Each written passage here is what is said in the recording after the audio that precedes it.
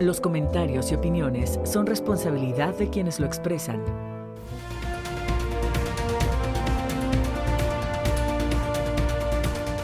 ¿Qué tal? Muy buenas noches. Gracias por continuar con el espacio de la entrevista a través de la emisión nocturna de Más Noticias. Mire, este es el tema de lo cual hoy le estaremos platicando porque quizá usted forma parte de las estadísticas, muy particularmente aquí en la capital del estado de Veracruz. Y es que de acuerdo con la Asociación Mundial de Medición del Sueño, por la OMS, por sus siglas en inglés, los problemas de sueño constituyen una epidemia global que amenaza la salud y la calidad de vida de más del 45% de la población mundial. Dormir bien es uno de los 3 pilares fundamentales para gozar de una buena salud, además de una dieta equilibrada y ejercicios regulares. Esto lo explicó el organismo en una nota informativa.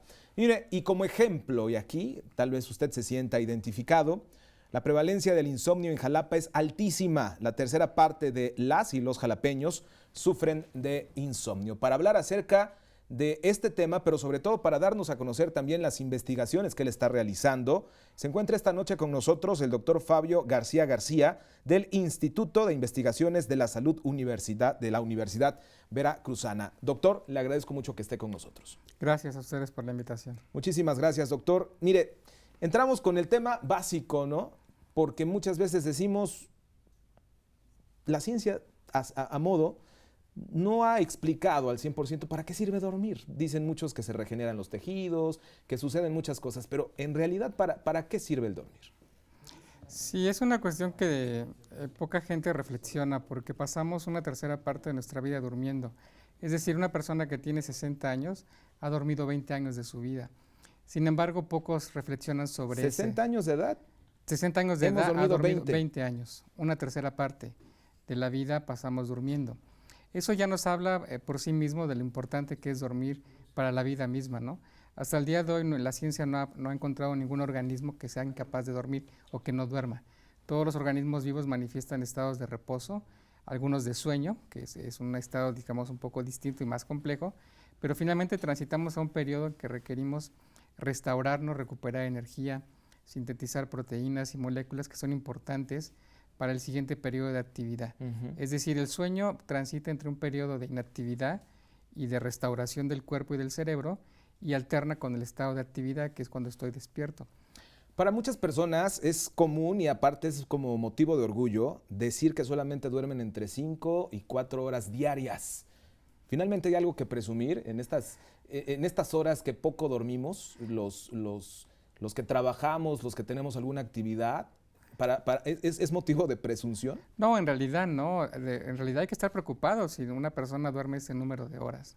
Lo que sabemos ahora y lo que nos ha dicho la medicina del sueño es que una persona debe de dormir un promedio entre 7 a 8 horas diarias y no debe exceder las 9 horas ni debe de tener un mínimo de 6 horas.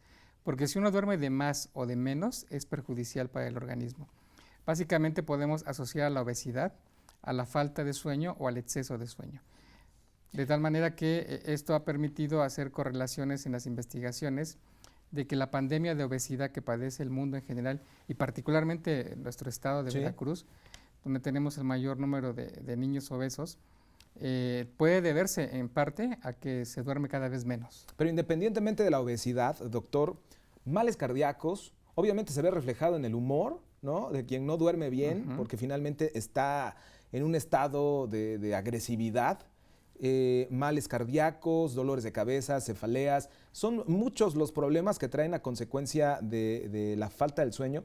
Y aquí recuerdo mucho una película que finalmente habla, ¿no? Aborda en una de estas cuestiones de la ausencia del sueño. La película del maquinista, que fue proyectada hace ya muchos años, pero poco a poco va documentando cómo el ser humano, cómo el organismo se va atrofiando precisamente por no dormir, ¿no? Claro, se va deteriorando el organismo porque la falta de sueño, como ya lo menciona, no solamente tiene que ver con el aumento del peso corporal o de la masa corporal, se incrementa la probabilidad de desarrollar problemas cardíacos, hipertensión, diabetes, estados alterados de la conciencia, es decir, la privación continua de sueño puede llevar a generar alucinaciones, a perder peso, pero a la vez a tener un incremento en el consumo de alimento. Es decir, hay un desorden metabólico y fisiológico importante. y obviamente las emociones se alteran, ¿no? Básicamente la agresividad o la ansiedad se potencian y los individuos que duermen poco manifiestan estas conductas pues, en su periodo de actividad normal, lo cual le genera pues, conflictos en el desarrollo de su vida cotidiana. Usted ha publicado estudios que nos tienen que poner a reflexionar a los que vivimos en la capital del estado de Veracruz, una altísima prevalencia de insomnio en Jalapa. ¿Cuáles han sido las causas que usted ha detectado, doctor, y por qué ha llegado precisamente a esta conclusión de que la tasa es muy alta de las personas que viven aquí en la capital? Sí, bueno, este estudio ya tiene algunos años que lo realizamos. Obviamente, la Universidad Veracruzana y el Instituto de Ciencias de la Salud tienen un laboratorio de biología del sueño, donde se hacen diferentes experimentos para entender por qué y para qué dormimos. Y dentro de esta pregunta tan grande, pues tenemos que saber cómo duerme la población en la ciudad de Jalapa y con la tendencia de ampliar la muestra hacia ver cómo duerme en Veracruz, ¿no?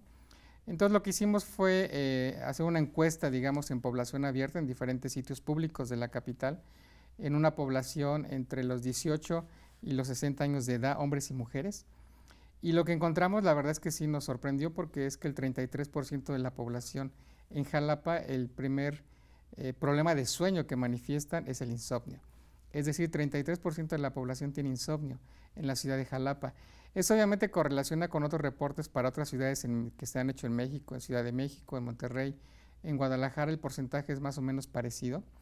Y eso nos habla de que el problema de la falta de sueño o el insomnio es un problema de salud pública y debe ser considerado de esta forma porque las repercusiones que tiene en la calidad de vida y en la salud de las personas pues son de un gran impacto.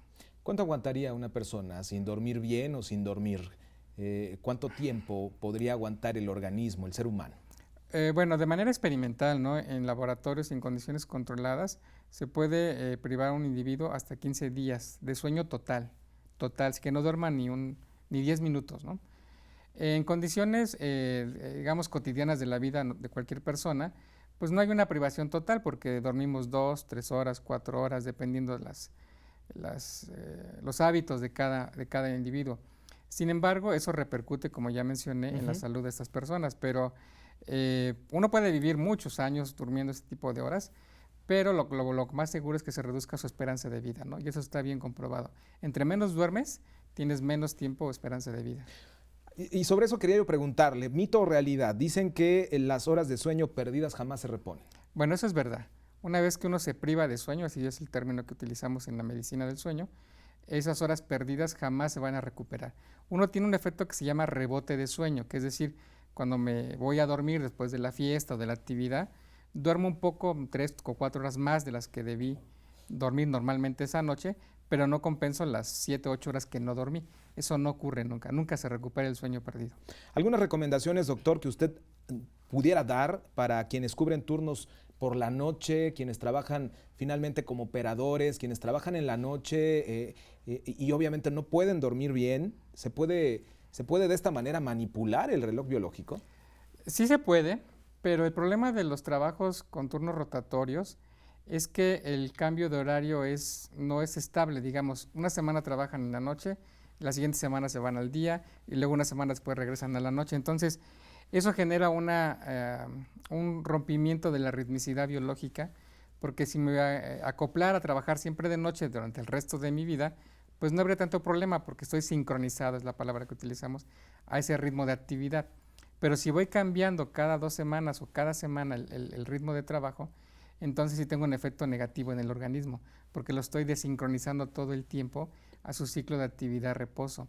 Y eso genera pues las repercusiones que en la salud tiene la falta de sueño, porque estas personas tienen que dormir durante el día y ese sueño a veces no es o casi nunca de la calidad que se tiene cuando se duerme de noche, por ejemplo. Ustedes como científicos y usted como especialista precisamente en este tema, doctor, horario de invierno, horario de verano, estas alteraciones que hay, ¿cómo afectan a la población en general? Porque finalmente cuando vienen estos cambios, todo el mundo anda alterado en los semáforos y todo el mundo anda en una actitud pues hasta de agresividad, ¿no? Sí, claro, sí tienen un efecto, se llama adelanto de fase o atraso de fase, porque lo que hacemos es adelantar o retroceder el reloj, ¿no? Digamos, y eso hace que nos paremos más tarde o dormamos una hora más subjetiva, ¿no?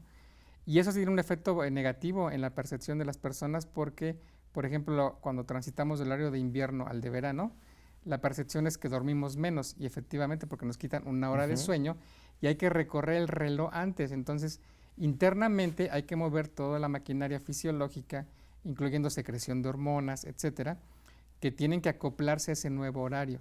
Eso en una persona joven le puede tomar aproximadamente 7 días o una semana, pero en personas adultas o adultos mayores puede tomar hasta un mes. Y el estado de cansancio o de fatiga, pues es evidente, ¿no? Ahora, ¿qué elementos necesarios se requieren para dormir bien, doctor? Para contrarrestar este factor del insomnio o para que verdaderamente podamos aprovechar este sueño. Sí, yo siempre recomiendo que un factor importante y que nunca consideramos es el colchón donde uno duerme. Es una cuestión fundamental porque los colchones tienen un tiempo de vida, como todas las cosas. Y a veces los pacientes cuando llegan a las clínicas de sueño donde se atienden esos problemas, dicen que no pueden dormir porque tienen un colchón, pero tiene 10 o 15 o 20 años de uso, ¿no? Entonces uno les cambia el colchón y inmediatamente comienzan a dormir. ¿Cuánta es la vida más o menos del colchón? De un buen colchón, 15, 20 años como máximo, ¿no? Después hay que cambiarlos, ¿no? Así que otra recomendación es dormir en una habitación oscura, con una temperatura templada, ¿no? Ni mucho calor ni mucho frío. Es importante que esté bien ventilada y es muy importante evitar cualquier fuente de luz mientras uno duerme. Así que cualquier cuestión que altere o genere luz, el cerebro sensa esa luz y fragmenta el sueño de manera inmediata. Hablemos de la hipersomnia, doctor. ¿Qué sucede cuando duermes pero no descansas? Sí, aquí es una cuestión también subjetiva porque es una apreciación que el paciente percibe como que su sueño no es restaurador profundo o y reparador, como se dice. Así ¿no? es. Sin embargo, es una cuestión que tiene que ver con sus niveles de ansiedad, lo más seguro, habría que hacer la historia clínica de estos pacientes, pero lo que ocurre mucho es, por ejemplo, cuando la gente percibe que duerme poco en la noche y tiene sueño durante el día, se manifiesta esto que menciona, que es la hipersomnia o somnolencia diurna excesiva, que es cuando en cualquier hora del día me estoy durmiendo, tengo sueño, ¿no? Eso también nos habla de dos cosas, o que tengo un sueño de mala calidad en la noche y que yo no estoy percibiendo como tal, o tengo un insomnio tremendo crónico de bastante tiempo. Oiga, doctor, ¿y este fenómeno que sucede y a la que todos los godines que estamos en una oficina nos pasa, el mal del puerco? ¿Qué explicación hay de todo esto? Sí, bueno, esa es una respuesta natural, fisiológica a la ingesta de alimento, porque es evidente que después de comer tenemos este sopor o esta somnolencia, ¿no? Inducida por el aumento de glucosa circulante en la sangre y hacia el cerebro. Y esto genera, además, está acoplado a una secreción interna de hormonas gástricas, muchas de las cuales tienen un papel no solamente en la digestión, sino que también tienen un papel como inductores de sueño. Entonces, algunas de ellas que se liberan en la ingesta de alimento están favoreciendo como efecto secundario que el cerebro pues transite a un estado de somnolencia o de sueño. Sin embargo, y aquí les podría hacer una recomendación, si usted toma siesta después de comer, primero va a ganar peso, ¿no? Porque la asimilación de nutrientes va a ser más lenta, pero yo le recomendaría que acortara su siesta a no más de 20 minutos. Después de comer podría tomar una siesta de 20 minutos y bien cronometrada, pero nunca más allá de eso, porque ese exceso de sueño en la tarde también le quita sueño en la noche y se vuelve realmente una cuestión que nosotros le llamamos anormalidades del ciclo de sueño en personas que empiezan a dormir en horarios que no les corresponden.